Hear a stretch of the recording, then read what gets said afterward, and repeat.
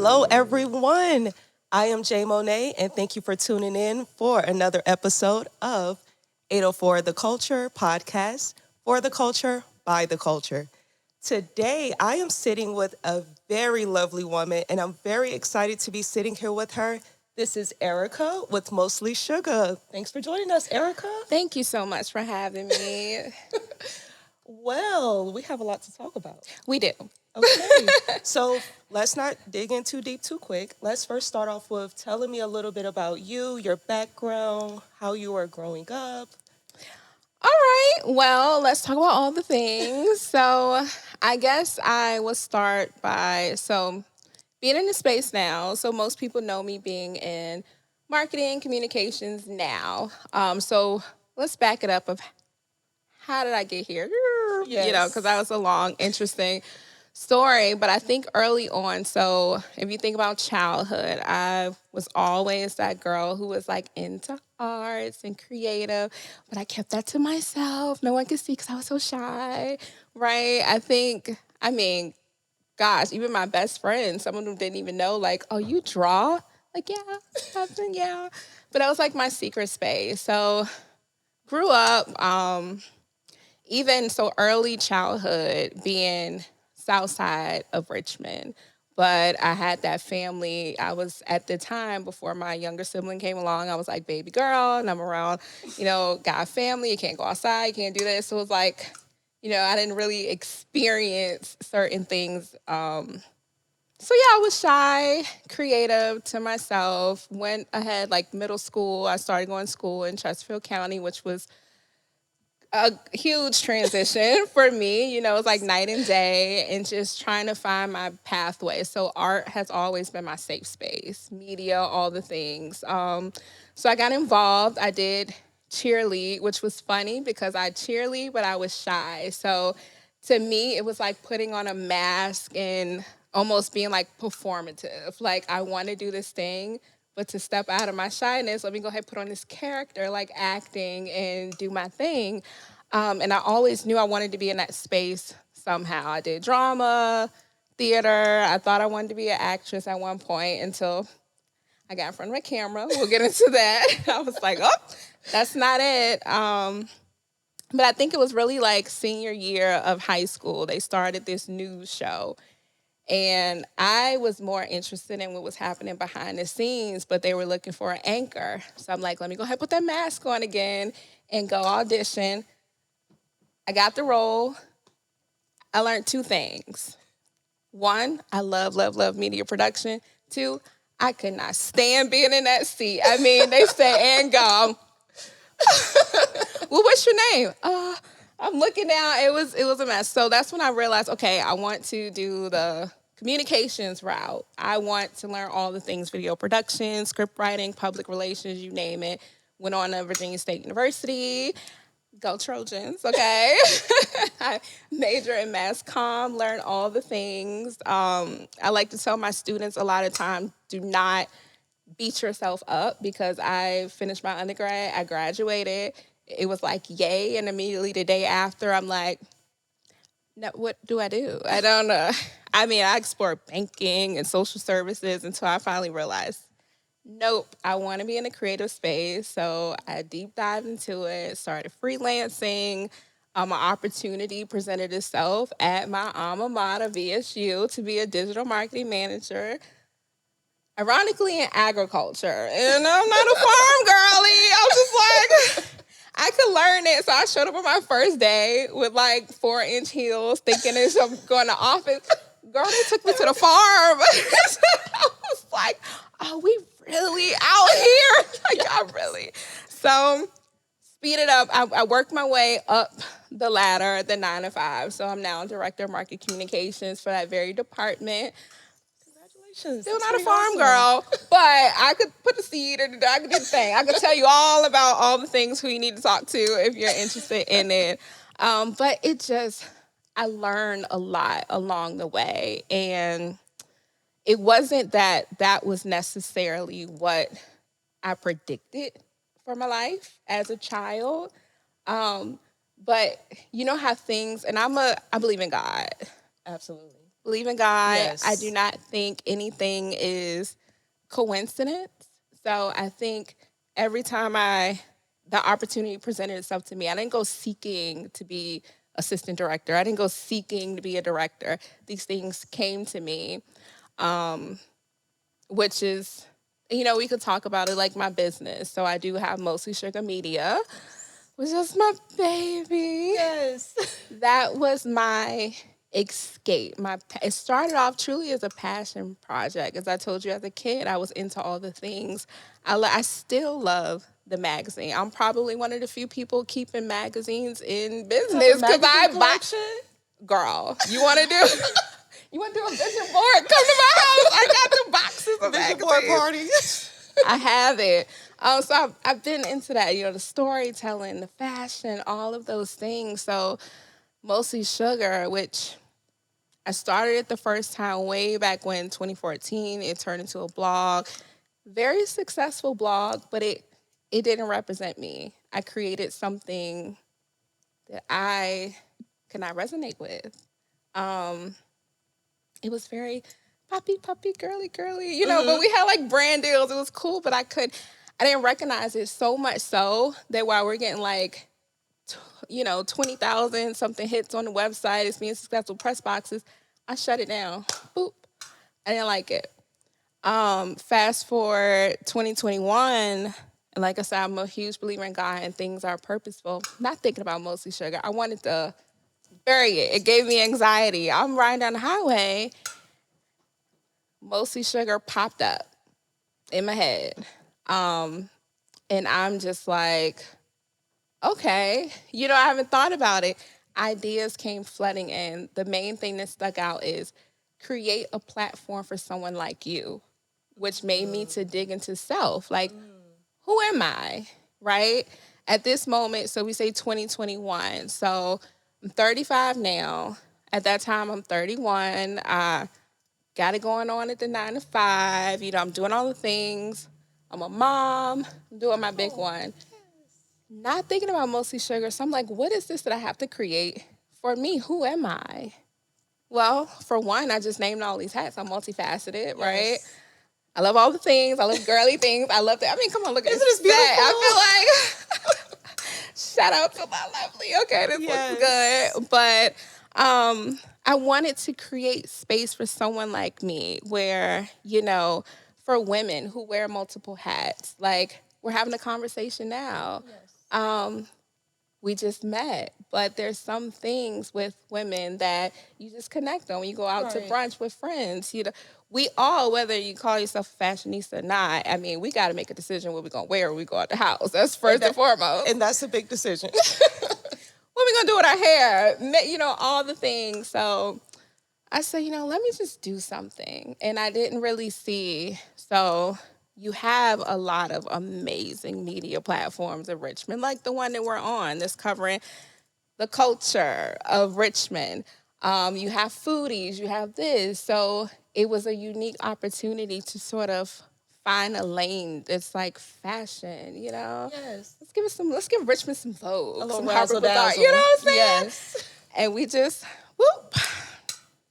Yeah, here I am. That's awesome. You are so inspirational. Oh, thank you. So what would you say was your biggest obstacle in creating Mostly Sugar? Good question. The biggest obstacle was, first and foremost, figuring out how do I take this big download from nowhere, this big, huge vision, and then implement it in my life right now? How do I go from, because at that time, I do want you to keep in mind that I was battling with, so as mentioned, I'm 35. So growing up, you want to be a professional, they always told you had to choose a side.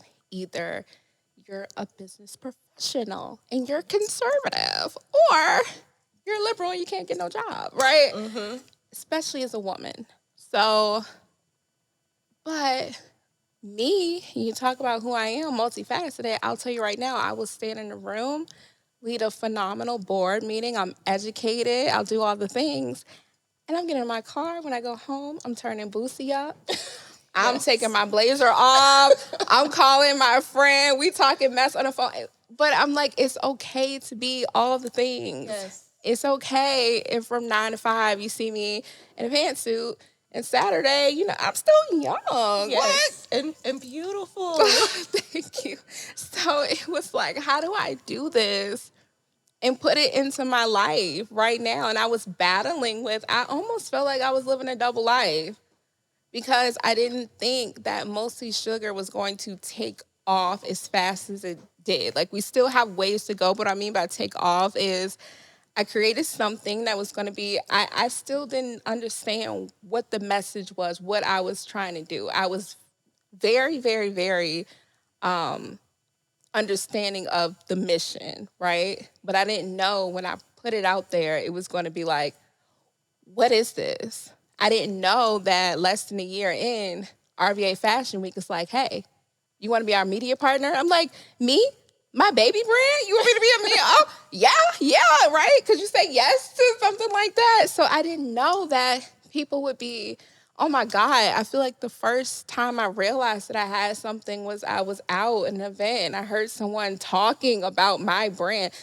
Mind you, I don't even think I had 2,000 followers at the time. And someone's like, oh, did you see this on Mostly Sugar? So they didn't know it was you. No. They didn't know it was you. And I'm like, you like, I think I actually told my friend Ashley, like, do we say that it's us? Like, hi, I'm Mostly Sugar. Did you? I mean, we eventually did, but that's how it was. Hi, I'm Mostly Sugar. So I realized, okay, this is taking fast. So I have to, the challenge was, let me go and tell these people, because agriculture is a very conservative industry, right? I am very much a minority in that space. Absolutely. Especially being in a leadership position, being my age, I'm a Black woman under 40 in this position, right? I sit on boards in the southern region, like leading multiple states. Before DI was a filthy word, Yeah. I led, DEI work across the nation. So I'm very much proud of that. But the expectation is you show up a certain way. And you have to show up on a higher scale, too. You have to present yourself 20 times harder than the person that works half as hard as you. Harder. And it's like, but I'm also this person. And I also want to do this. And our first photo shoot, shout out to Shannon, Fly, Flashy, and Red. Okay, she was my first model, Mostly Sugar. And I said, I want to come out with a I want to see the grills. I want to see that was the first, boom, take that. Everybody's like, what is this? What is that? Which, if I showed up like that, 9 to 5, what you got going on? So I was able to rip the Band-Aid off, which I feel so free now. And it literally happened like this because something major was about to come out with Fashion Week. And I knew certain people in the room was going to see it. So I stood up when the meeting was over. I said, by the way, I want to let you all know that I love seeing I'm doing a thing. And I told them, and surprisingly, they was like, that is so awesome. They were looking, that's so cool. Really? They were like, wow. So, guy I was working with at the time, I looked to him as a mentor. He's older professional guy. And he said, don't think of it like this is something shameful. He said, you're a businesswoman. This is what you're selling. He said, do you think, and I'm not selling cigarettes or anything like that, but he said, do you think the person who is in charge of like a tobacco company ever have any shame when they come in the room? They're proving they're a business person. They know how to handle business. They know how to create a brand, sell the brand. That's what you're doing. And literally, I think after I ripped the Band-Aid off, it wasn't even 6 months later when Radio 1 last year, I was 804 Women Making History. Yes. 10, they picked 10 women every, I think the month of May, Women's Month. Yeah, so I was like, So, yes, That's I think it awesome. was all meant to Congratulations. be. So, thank you. Yes. Oh my gosh, you are truly phenomenal. Thank you. All right. So I just want to know, Mm-hmm. what would you say if you could describe just Mostly Sugar in one word? What would you say? Just one. We are unapologetic. You know, if I had to choose one word, unapologetic. If you asked me for a runner up, I would say multifaceted. So, because when I created this space, I'm especially now, the time with all the things with women, I recently changed our mission. It was, pretty much strongly on women. This is for women, the space of women. What I realized was not only did a lot of men support Mostly Sugar and they were into Mostly Sugar, but also you kind of have to say allies. So people thought that was kind of weird when I said, women and allies in the mission. Because, everybody is not for us today. Yes. There, Yeah. you That's have just the people reality. people making decisions about women without women being involved. So, but I thought it was, to add that. But yes, we are unapologetic. I'm so, like I said, breaking the barriers of feeling like how I felt that I had to choose a certain. I can be all things. That doesn't take away from my education or my professionalism. You don't have to be cookie cutter. I Yeah. like why? There's a time and a place for everything. Yes, but we're not apologizing for anything. Yes. We're not. Show up as you are. My goal is, if I think about the future of Mostly Sugar as we grow, as we expand, I want someone to find something relatable in that space. We have in our bio, like, you can sit with us. This isn't no, girl, come over here. Right. Let's talk. I want it to feel like a safe space. And like I said, be raw, be authentic. If you're not even that type of person, that is fine too. If you are conservative 100% of the time, I don't know how you do it, but hey, girl, Yeah. Be a girl's girl. Yeah, be a girl's girl. So yeah, so we're very much unapologetic, not apologizing for Anything. So who would you say is your biggest inspiration? ooh, inspiration. Okay, so I'll tell you, and they also were an inspiration to Mostly Sugar. So when I envision the brand and I think about who I would like to talk to, right?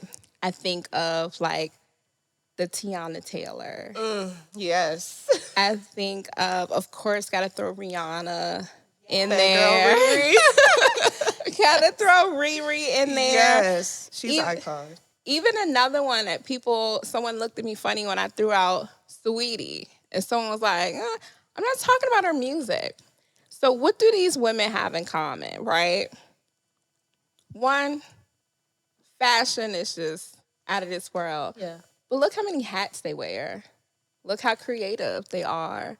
They don't apologize for anything. Sweetie, outside of her music, she was a mass comm major. She is a marketing queen. I mean, even during COVID, she created like something really good. I wish she continued it on like her own little thing. I mean, and Tiana, come on now, Yes. like she's that girl. She is. So just seeing how they live their life. And then Rihanna, both Rihanna and Tiana Taylor are also mothers.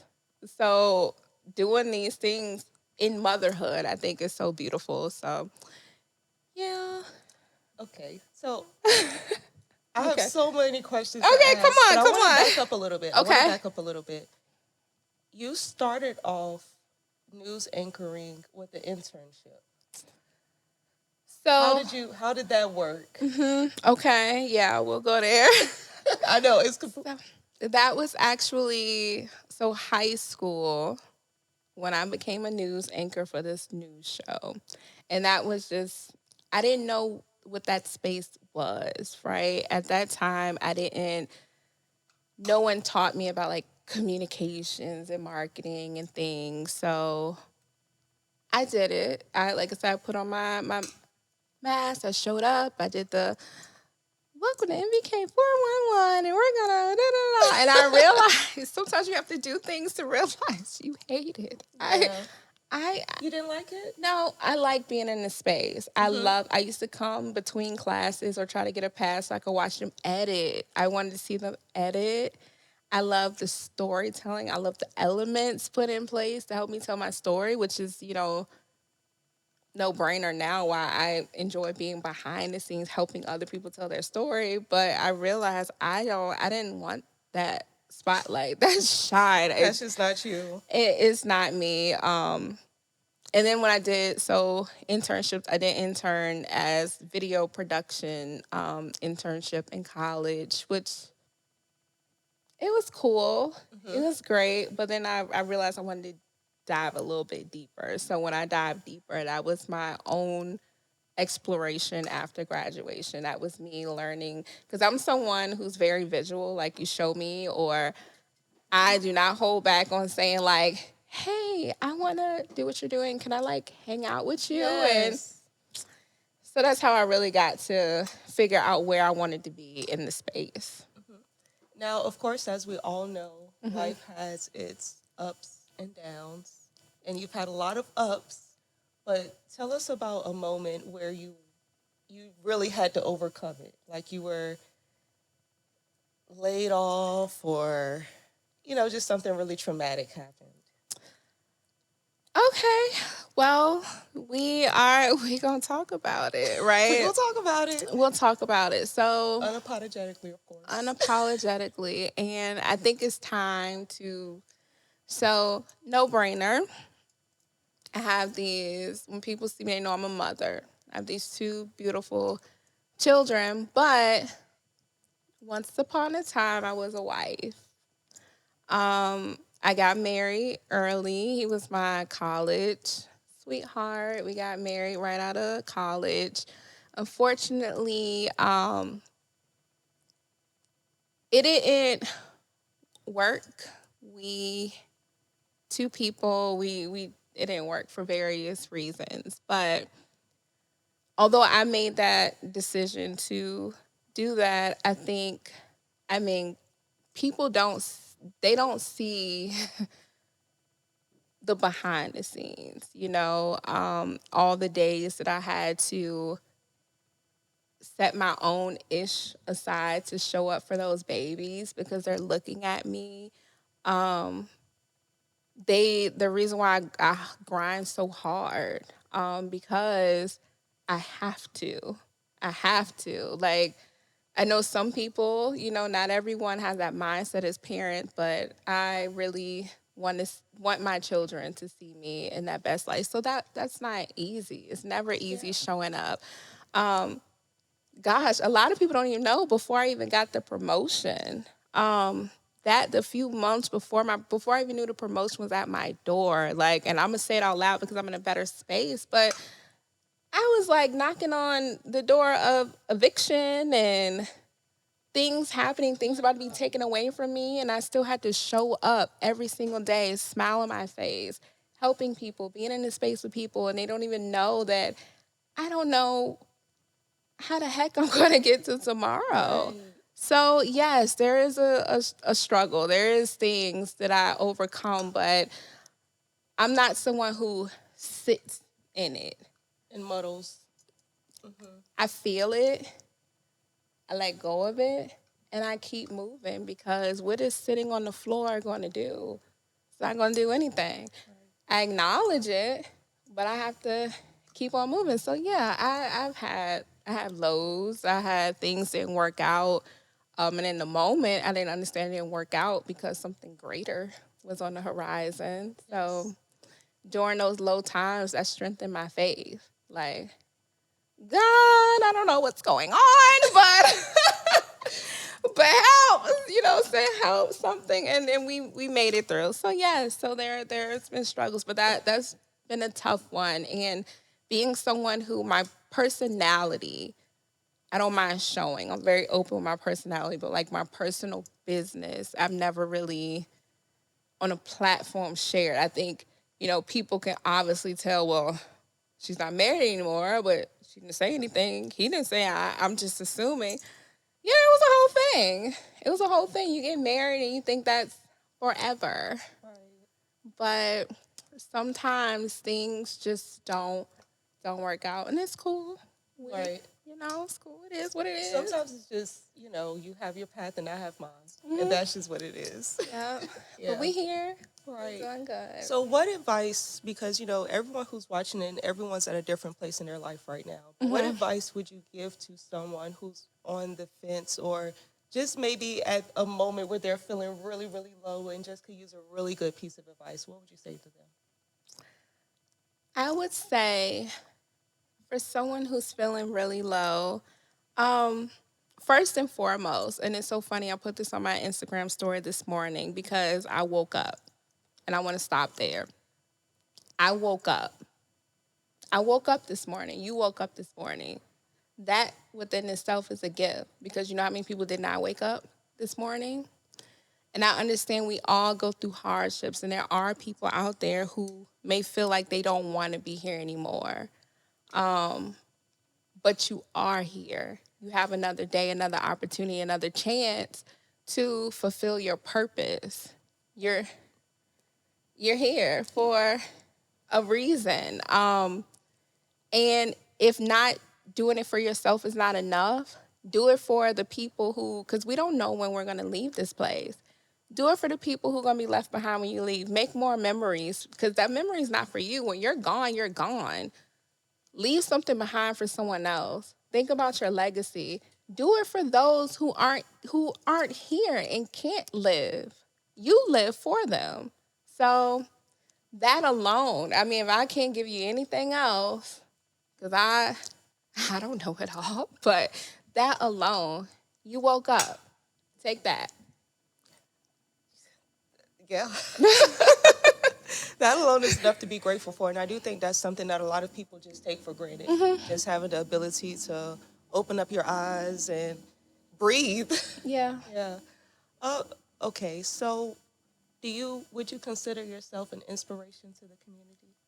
Ooh, that's a big title, girl. I don't.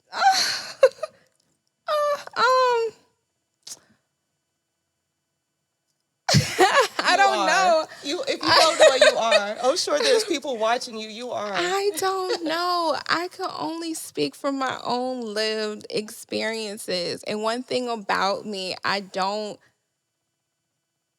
Ironically, with mostly sugar, I really don't like to sugarcoat a lot. We're mostly, there's still a room to not sugarcoat. But I'm really big on vibes and energy and feeling people out. And I'm really, if something needs to be said or I feel like there's room for me to say something, I do that. Even how my mind is, from strategy, from connecting the dots.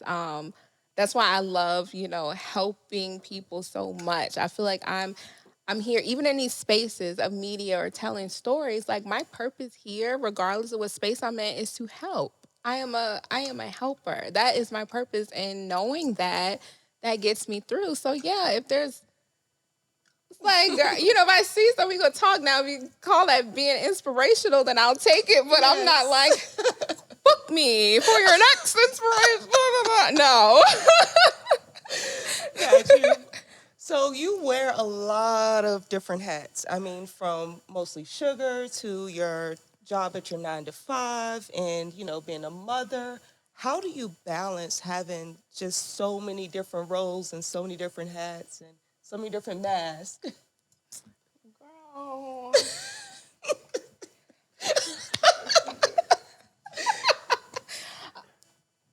Listen, let me tell you, I'm still trying to figure out the answer. I do. Now, I wear a lot of hats, and thank God the hats that I wear are all things that I love, so it never feels like work, although I'm tired, and then my brain never shuts up. Like, I literally, like, my best friend Kara and Ashley, they always say, you need to relax, and this. I'm like, okay, this is relax for me. I'm going to relax. Oh, I need to write that down. I need to tell something. So, wine, music, I don't know. Someone asked me that the other day. They said, "Oh my God, you're busy. That's how you do it." Well, I I'm said, busy. "I don't know, but we here." Hey. Hey, girl, hey. So yeah, we gonna have to follow up with that. We gonna take my sip. Well, while you're sipping, also throughout your career, you've worked with some phenomenal people. You you want to talk a little bit about that? So I think the shock factor for most people when I talk about like agriculture, people kind of tune out because they get stuck on the whole farming aspect and they can't go beyond that. Which I do want to plug. Farming is only 2% of the ag industry, and it was one of our top economic drivers of the United States of America. I'm just saying, there's money there.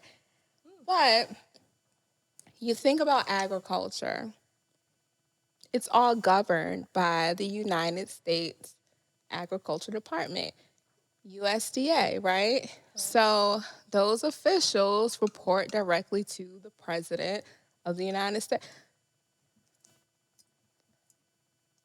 Anyways, you know, what I'm talking about happened before this administration. Okay. But being in spaces, I'm always, and because agriculture, as I said that, beyond just, the humor of it, agriculture is very political.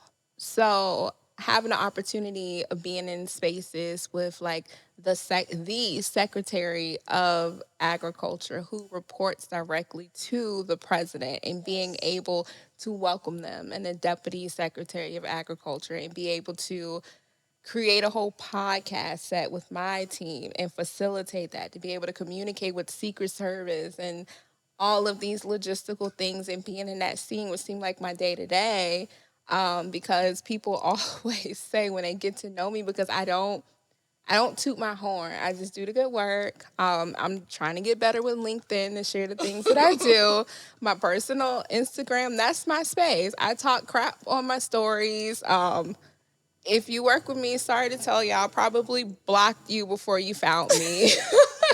That's like my personal. That's not like a. So people say you need to share more what you do. You do awesome things, and it's just like, because I'm always like being like publicist to someone else, working with. I mean, even a local aspect. So yes, I work with a lot of amazing people. I'm not going to name drop who are in spaces, but even on a local level, having to work with some people here who are doing awesome things, like awesome creators, or for example, and I love him dearly, my brother Troy Hughes, which everyone love him, model, whatever, the mayor of Richmond. But being in those spaces and other, people who are doing amazing things in the city, amazing organizations in the city. Like, I started off as media partner with RVA Fashion Week. Now I'm actually on the team as a strategic marketing. Once again, another hat, girl. I don't know. I'm here, but strategic marketing manager and partnership manager for RVA Fashion Week, which April 21st through 27th, which is right around the corner. Super excited about it. But I'm in a lot of spaces, always behind the scenes, always in these helping people, working in spaces, which I would say the perks is your girl got access to certain things. But yeah, and they said that's why I'm here today, because it says it's time to toot your own horn. And I'm like, what does that even look like? They say, do what you tell me to do, Miss Publicist. What you tell me to do? I don't know. So we trying it. Hey, y'all. So you mentioned a team earlier. Are you a one-woman show, or do you have a team? I have so right now, how we are operating, I have, which I call like my advisory team. Mm-hmm. Shout out to Miss Ashley behind the scenes. So I have people who are helping me now on the operational side, because reality, I cannot do it by myself, but we are definitely looking for creators. I want Mostly Sugar to be faces, not a face. Very much when we talk about what we're modeling after, like I mentioned earlier, like Vogue, Harper's Bazaar, you have creators, you have media correspondents, you have journalists, so that's the structure that I'm trying to build. Although the hopes is to grow nationally, globally, we'll always have a headquarter here in Richmond, Virginia. So we have some cool things coming up where I collect, the media correspondents, and some of them are people you probably know who are already doing their thing in the media space. So, and I love that too. Like, come guests, be a media correspondent on our platform, and collaborative is how we're working right now. Nice. So, So being that you're faith-based, would you consider integrity something that's currently missing in media right now? oh, girl, what? So my colleagues out there, I am so sorry, but absolutely, absolutely. Um, there's agendas, right? And I think when you talk about integrity in media, it gets a little difficult because media needs funding, right?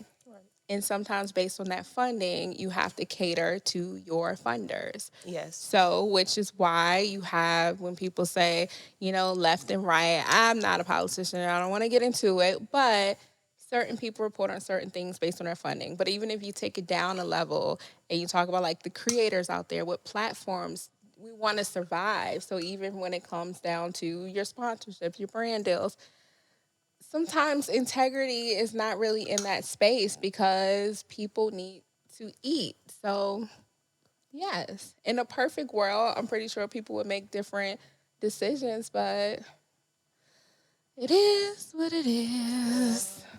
Now, we have integrity. We're grassroots. now talk more about that. Okay, what being a grassroots? Yes. Okay, so we starting Mostly Sugar, no funding at all. No funding at all. So we're pretty much just out here trying to build something from the ground up. Sponsorships are always welcome. Donations are always welcome. I haven't got to the point yet where I've decided if I want to start having conversations as far as like finding someone to invest in the brand. I feel like if that day comes, if someone would like to invest in the brand, I want to make sure that I have 100% control over the creative direction, because I know what it can be. I know the potential of the brand. So I want to keep that. As we talk about the integrity, the unapologetic, we see our folks, especially Black folks, have beautiful businesses, right? Yes. Someone with more money who may not look like us or relate to us buy us out, and then the things that we love so much about that brand disappear. So I don't want that to happen. Yeah. But we looking for a few dollars for help. Please help. Well, let everyone know how they can reach out to you if they are listening and they do want to help and they support you, they support your vision. If you would like to support me, do not follow my No, I'm joking. You could find me at mostly.erica on Instagram. Definitely, though, before you even follow that, check out Mostly Sugar.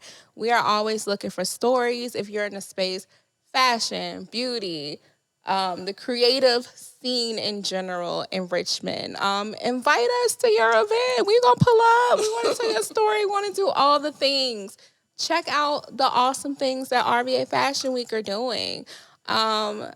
I got something else coming for y'all, so be on the look for that, but you have to follow Mostly Sugar to find out what's going on, but it is for us, and it is unique to our city. So, yeah, support.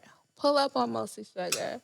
Yes. Well, Erica, I will say you have truly been a joy. Oh, thank you. Thank you so much for joining us today, and thank you all for tuning in with us, and we'll see you next time.